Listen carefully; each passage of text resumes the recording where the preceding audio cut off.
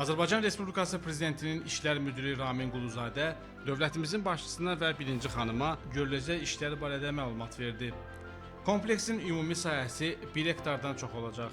Ərazidə 7 mərtəbəli otel binası ilə yanaşı texniki binalar və köməkçi sahələr də yaradılacaq.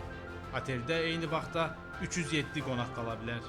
Burada 131 otaq, o cümlədən fiziki məhdudiyyətli şəxslər üçün otaqlar nəzərdə tutulur. Otel binasında müxtəlif ictimai yaşayış obyektləri, kafe, restoran, tədbir və ziyafət zalı yaradılacaq. Bu zal ziyafət zamanı 350, konfrans vaxtı isə 500 yerlik olacaq. Burada həmçinin görüş, iclas və iş otaqları, idman zalı da yaradılacaq. Eyni zamanda yeraltı avtodayanacağın inşası da nəzərdə tutulur.